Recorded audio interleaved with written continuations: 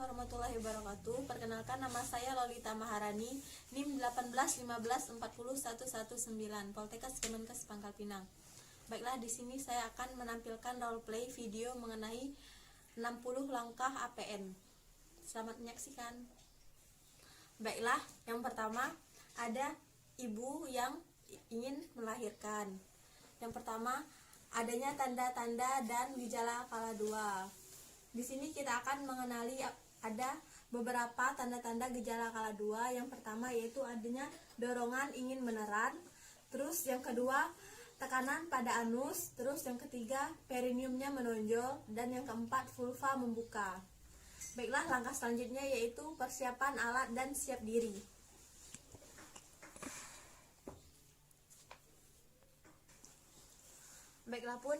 Baiklah, adapun alat-alatnya yaitu ada partoset, ada handscoon, ada klem tali pusat, ada setengah koher, ada gunting benang, ada gunting episiotomi, ada gunting tali pusat, ada pinset, dan bak instrumen. Selanjutnya ada kapas, DTT, dan kasa untuk vulva hygiene, ada linek untuk mendengarkan DJJ, ada alat untuk TTV seperti stetoskop, termometer, dan tensimeter, ada spet 3 cc dan 1 cc, ada penghisap lendir, ada salep mata, ada oksitosin, ada Fitka 1, ada HB0, ada bengkok, ada kom, dan ada air DTT, air klorin, dan kom plasenta. Setelah itu ada topi bayi, ada bedong, ada waslap, ada kain segitiga untuk diletakkan di bawah bokong, ada APD seperti celemek, masker, penutup kepala, kacamata, dan sepatu boot. Setelah itu ada handuk, ada perlak, serta peralatan untuk ibu seperti gurita dan baju serta underpad. Baiklah, langkah selanjutnya yaitu membuka spet dan dimasukkan ke bak instrumen.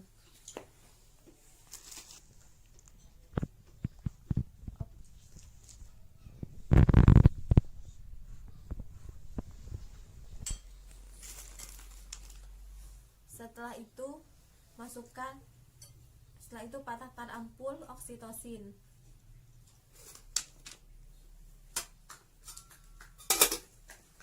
Langkah selanjutnya yaitu adalah memakai celemek.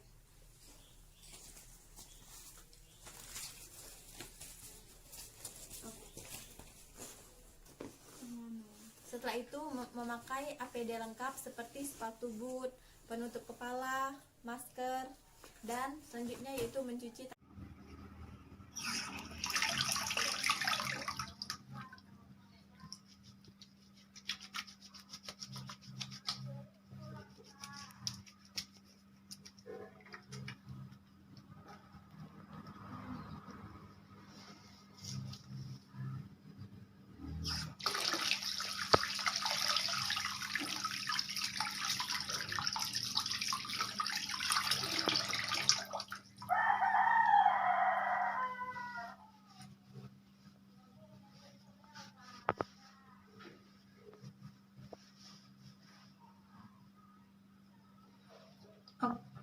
Lalu keringkan.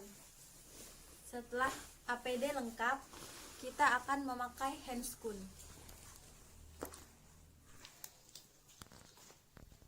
Handscoon telah terpakai, pakai handscoon yang sebelah kanan. Setelah itu kita masukkan oksitosin ke dalam spet.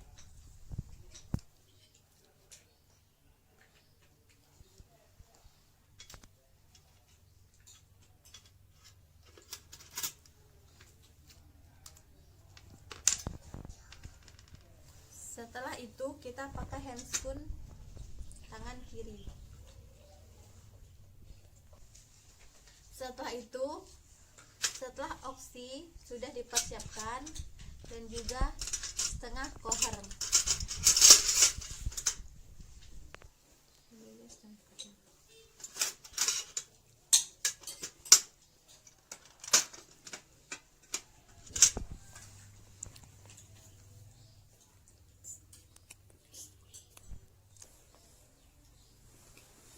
Langkah selanjutnya yaitu kita akan melakukan vulva hygiene. Di sini kita akan membersihkan mulai dari vulva, perineum, dan sampai organ bawah. Setelah itu, di sini kita akan melakukan vulva hygiene. Alat-alat sudah didekatkan.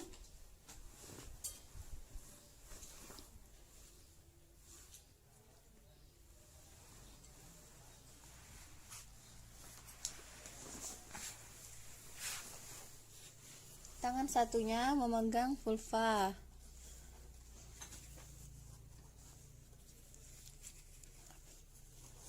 Setelah ini kita akan melakukan pemeriksaan dalam.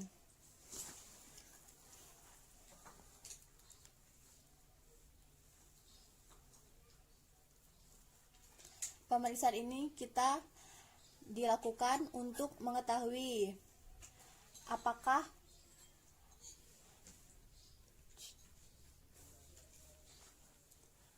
pembukaan sudah lengkap apa belum, apakah ada tumor pada jalan lahir, porsio sudah tidak teraba, dan kita lihat apakah ketubannya sudah pecah atau belum. Ini ketubannya sudah pecah. Jika ketuban belum pecah, maka disarankan untuk melakukan amniotomi menggunakan setengah koher.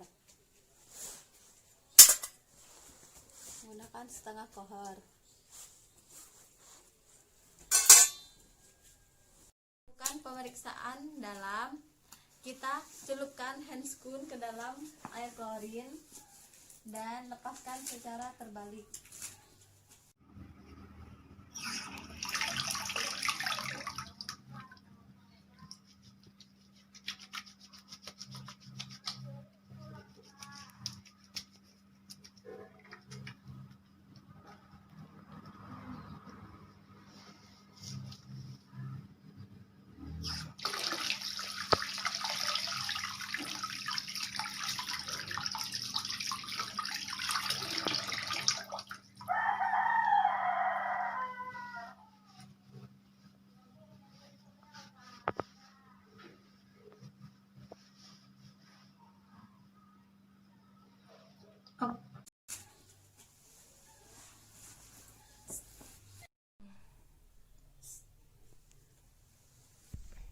Didapati DJJ janin yaitu 142, berarti masih normal. Baiklah, langkah selanjutnya yaitu persiapan ibu dan keluarga. Posisikan ibu dorsal recumbent. Setelah itu posisikan ibu dengan nyaman dan beritahu keluarga. Baiklah Pak, di sini Bapak bisa memberikan support kepada ibu ya Pak ya, supaya ibu bisa lancar dalam melahirkan. Terus nanti kalau ibunya mau minum, kasih minum ya Pak ya. Iya Bu Bidan. Baiklah Bu, di sini nanti kalau ada rasa ingin menaran, silahkan menaran ya Bu ya. Terus kalau misalnya belum ada rasa ingin menaran, tidak apa-apa, ibu bisa makan dan minum dulu di sela-sela kontraksi ataupun di sela-sela his. Baiklah Bu, untuk menarannya bisa dengan cepat ataupun dengan nafas yang dangkal ya Bu ya, jangan dipaksakan. Posisikan ibu dengan nyaman. Jika tidak ada his ataupun kontraksi, ibu bisa beristirahat serta minum. Baiklah, langkah selanjutnya yaitu meletakkan handuk di atas perut ibu.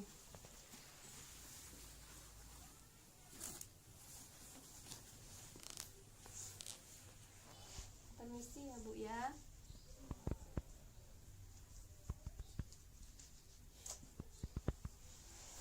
Setelah itu kita akan meletakkan kain segitiga di bawah bokong ibu.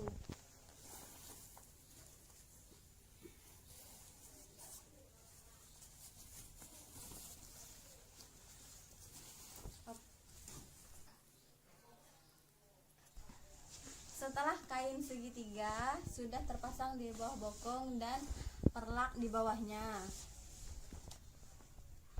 yaitu membuka partuset dan mendekatkan kepada ibu.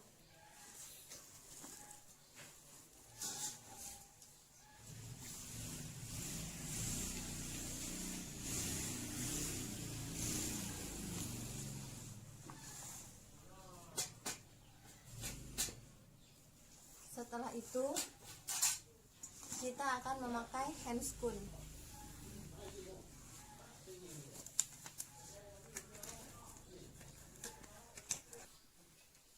Setelah itu jika kepala bayi sudah berada 5-6 cm di depan vulva, maka kita akan melindungi perineum dengan menggunakan kain segitiga. Hal ini dilakukan pada saat kepala bayi sudah berada di depan vulva.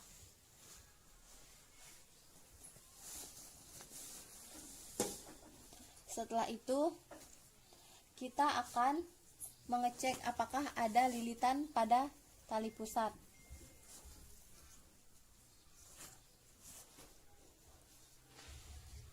Jika ada lilitan tali pusat, bisa dilonggarkan, dan jika tidak bisa dilonggarkan maka diklem, setelah itu digunting. Setelah melindungi dan mengecek apakah ada lilitan tali pusat, kita akan menunggu sampai bayi melakukan putaran paksi luar. Bayi akan melakukan putaran paksi luar. Setelah menunggu putaran paksi luar, di sini kita akan melakukan biparietal.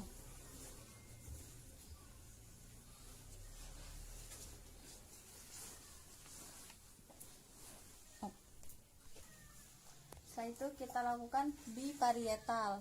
Setelah melakukan biparietal, kita lakukan, baiklah Bu, silahkan meneran Bu. Iya, bagus Ibu, bagus.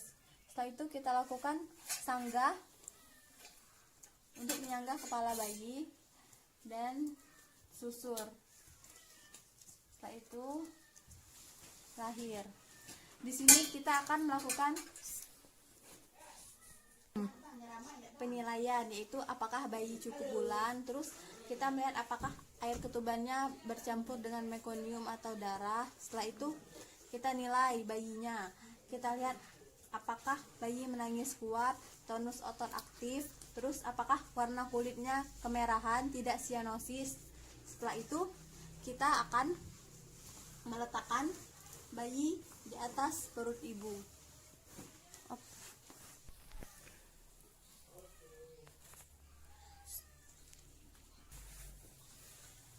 Setelah itu kita keringkan bayi, pasang topi bayi,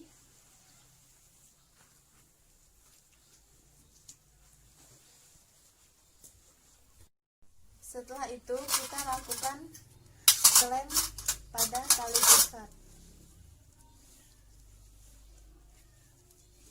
Urut tali pusat.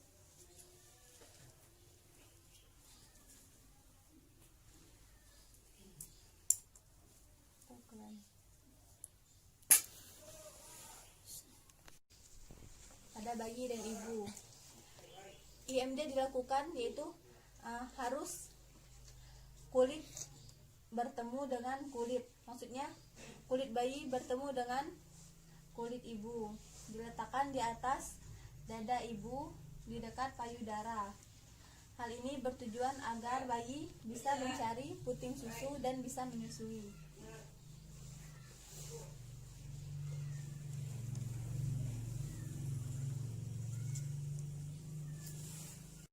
Setelah itu kita cek fundus dan kita periksa apakah ada janin kedua atau tidak, dan didapati yaitu janin tunggal. Setelah itu kita beritahukan kepada ibu bahwa ibu akan disuntik oksitosin. Di sini kita akan menyuntikkan oksitosin di paha ibu.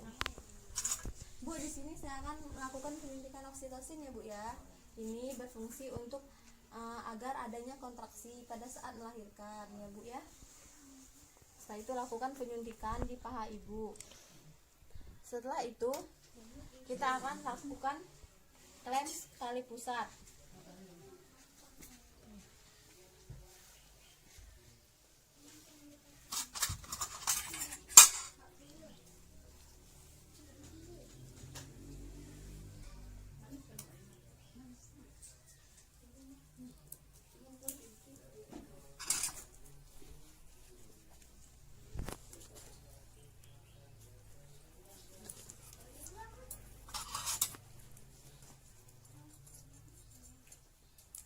Itu gunting tali pusat.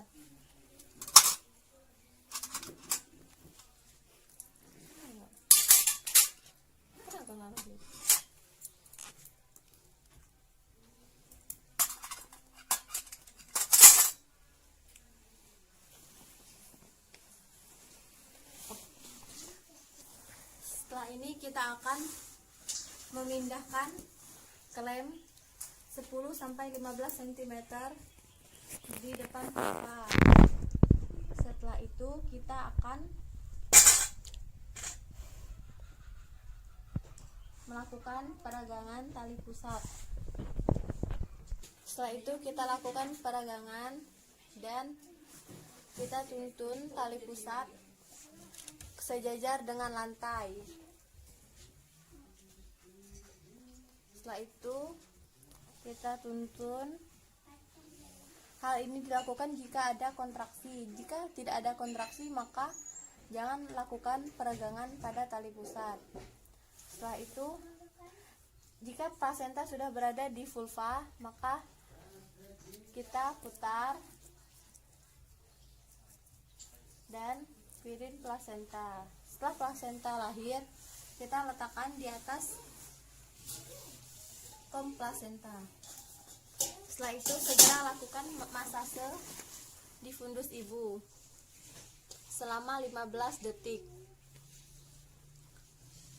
Hal ini bertujuan agar kontraksi baik, dan jika fundus teraba keras, ini berarti kontraksi ibu baik, dan jika lembek berarti ibu mengalami atonia uteri. Setelah itu kita akan melakukan pengecekan pada plasenta. Di sini kita akan menilai plasenta. Berat plasenta 500 gram. Setelah itu panjang tali pusat normal. Setelah itu kita lihat jumlah kotiledonnya 20 lengkap. Selaput ketuban lengkap. Setelah itu kita akan melakukan Di sini kita akan melakukan pengecekan robekan atau laserasi pada perineum. Tidak ada laserasi pada perineum. Jika ada, lakukan penjahitan pada perineum. Setelah itu kita nilai kontraksi dari ibu. Kontraksinya bagus, tidak ada pendarahan. Setelah itu kita akan mencelupkan sarung tangan di air klorin dan setelah itu bersihkan, keringkan. Setelah itu kita akan mengecek kandung kemih ibu kosong atau tidak. Kandung kemih ibu kosong. Kandung kemih dicek. Hal ini bertujuan agar tidak mempengaruhi kontraksi. Setelah itu ajarkan kepada ibu dan keluarganya.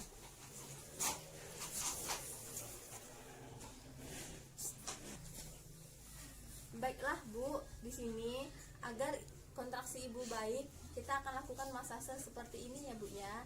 Coba Ibu, coba. Benar ya Bu ya. Ini jika fundusnya terasa keras itu artinya kontraksinya bagus ya Bu. Baiklah, langkah selanjutnya yaitu mengevaluasi estimasi jumlah darah. Hal ini kita bisa mengecek underpad ibu. Kita cek underpad, kita lihat apakah perdarahannya lebih dari 500 cc atau tidak. Setelah itu kita hitung nadi ibu.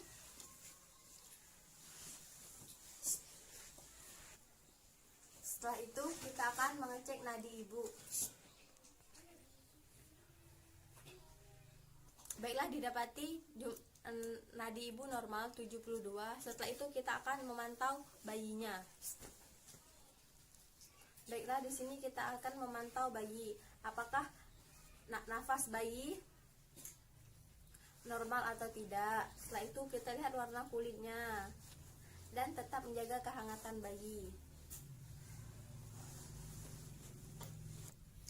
Setelah memantau bayi, kita akan melakukan dekontaminasi alat, yaitu semua peralatan kita letakkan di air klorin dan kita lakukan dekontaminasi alat. Setelah itu buang kasa-kasa yang terkontaminasi. Setelah itu kasa-kasa dan kapas kita letakkan di tempat sampah. Setelah itu bersihkan ibu. Posisikan ibu dengan posisi yang nyaman. Setelah itu kita lakukan dekontaminasi tempat persalinan.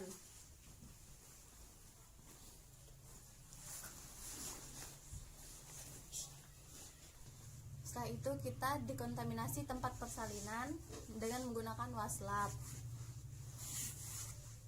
Setelah itu kita buka waslab dan celupkan sarung tangan ke air klorin dan buka dalam keadaan terbalik.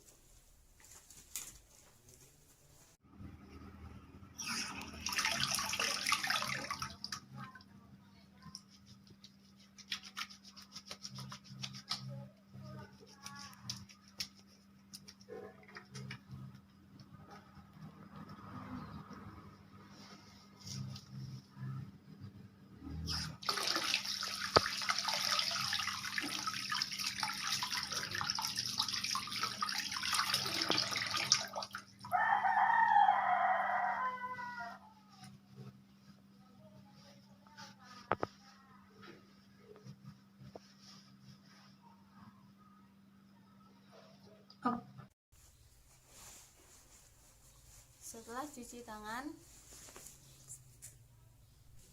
setelah itu kita memakai sarung tangan DTT.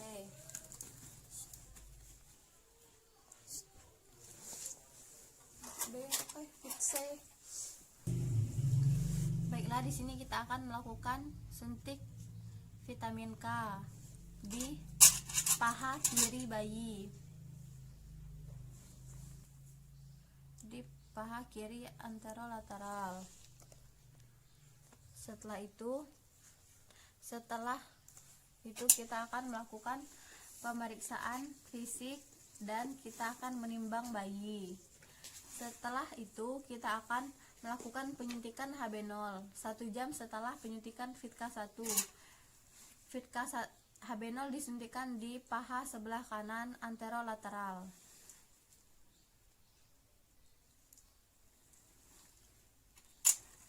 Setelah itu rapikan bayi dan tetap menjaga kehangatan bayi. Setelah itu lepaskan handscoon